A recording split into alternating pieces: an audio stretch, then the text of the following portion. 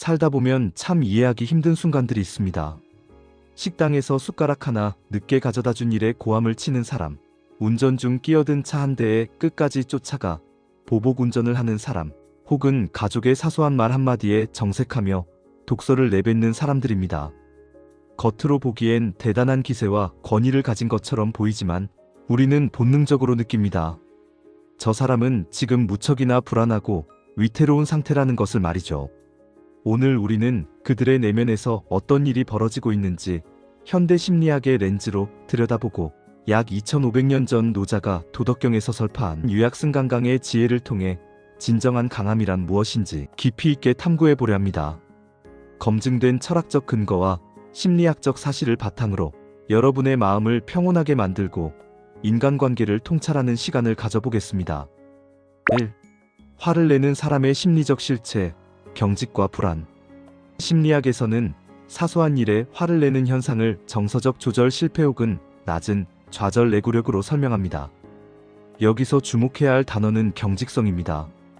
마음이 건강한 사람은 외부의 자극이 올 때 그것을 흡수하고 유연하게 대처할 수 있는 공간, 즉 심리적 완충지대를 가지고 있습니다. 하지만 화를 잘 내는 사람은 이 완충지대가 사라진 상태입니다. 이들은 내면의 열등감이나 불안을 감추기 위해 분노라는 공격적인 방어기제를 사용합니다. 내가 먼저 화를 내야 상대가 나를 얕잡아 보지 못할 것이라는 무의식적인 공포가 작용하는 것이죠. 이는 마치 벼랑 끝에 몰린 짐승이 털을 세우고 으르렁거리는 것과 같습니다. 즉, 그들의 화는 강함의 증거가 아니라 나 지금 너무 무서우니 건드리지 마라는 비명과도 같습니다. 이런 상태를 심리학에서는 경직된 자아라고 부릅니다. 유연함이 사라진 자아는 자신의 기준에서 조금이라도 벗어나는 상황을 견디지 못합니다. 마치 꽁꽁 얼어붙은 유리판 같아서 아주 작은 돌멩이 하나에도 산산조각이 나버리는 것이죠. 2. 노자의 지혜, 도덕경 제76장과 죽음의 형상. 노자는 그의 저서 도덕경 제76장에서 이 심리적 경직성을 죽음의 징조라고 강력하게 경고했습니다. 노자의 통찰을 그대로 옮겨보겠습니다. 사람이 살아있을 때는 부드럽고 약하지만 죽으면 뻣뻣하고 강해진다. 만물과 초목도 살아있을 때는 부드럽고 연하지만 죽으면 마르고 딱딱해진다.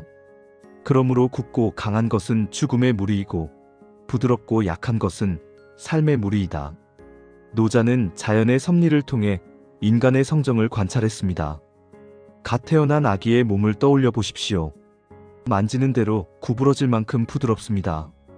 하지만 생명이 다한 시신은 돌처럼 딱딱하게 굳습니다. 식물도 마찬가지입니다.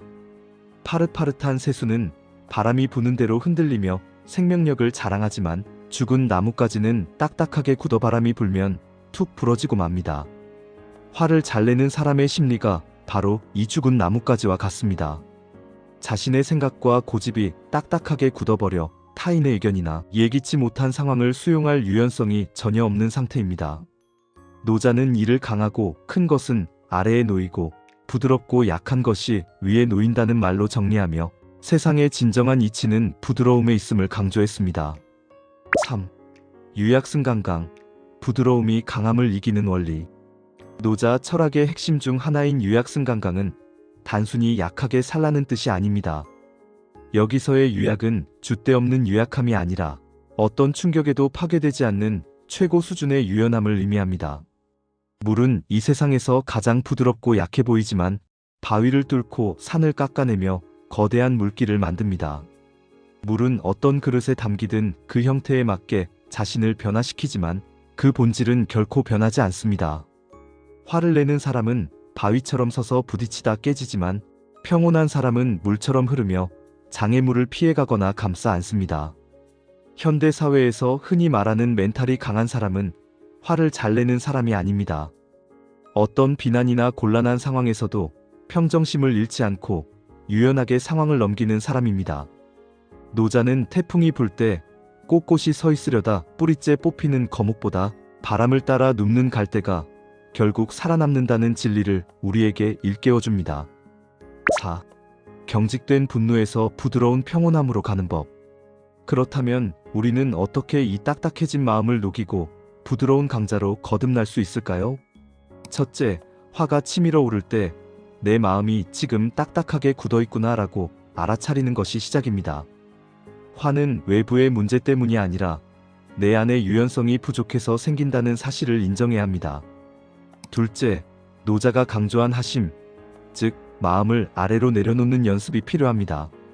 내가 대접받아야 한다는 생각, 내 방식이 옳다는 고집을 내려놓을 때 비로소 마음의 공간이 생깁니다. 그 빈 공간이 바로 외부의 충격을 흡수하는 완충지대가 됩니다. 셋째, 유약의 힘을 믿어야 합니다. 남에게 져주는 것이 패배가 아니라 상대를 포용하는 것이 진정한 승리임을 깨달아야 합니다. 도덕경에 이르기를 가장 뛰어난 무사는 결코 화를 내지 않고 가장 잘 싸우는 자는 결코 다투지 않는다고 했습니다. 다투지 않고도 이기는 법, 그것이 바로 부드러움의 기술입니다. 인생의 후반전을 살아가는 우리에게 가장 필요한 덕목은 부드러움입니다. 나이가 들수록 몸은 굳어가기 마련입니다. 하지만 마음만큼은 노자가 말한 생명력 가득한 어린아이처럼 부드럽게 유지해야 합니다. 사소한 일에 화를 내며 주변 사람들을 멀어지게 하는 것은 자신의 생명력을 스스로 깎아먹는 행위입니다. 반대로 부드러운 미소와 유연한 대처로 주변을 편안하게 만드는 사람은 세월이 흐를수록 그 인품이 빛나며 만인의 존경을 받게 됩니다. 오늘부터 누군가 여러분을 화나게 하려 한다면 속으로 이렇게 생각해 보십시오. 나는 살아있기에 부드럽다. 화를 내는 것은 죽어가는 나뭇가지나 하는 일이다. 유약승강강, 부드러움이 강함을 이깁니다. 이 짧지만 깊은 진리를 가슴에 새기고 바람에 춤추는 갈대처럼 유연하고 평온한 하루를 보내시길 바랍니다. 여러분의 부드러운 마음이 세상의 어떤 단단한 분노보다 강하다는 사실을 잊지 마십시오. 영상이 도움이 되셨다면 구독, 좋아요 부탁드립니다. 감사합니다.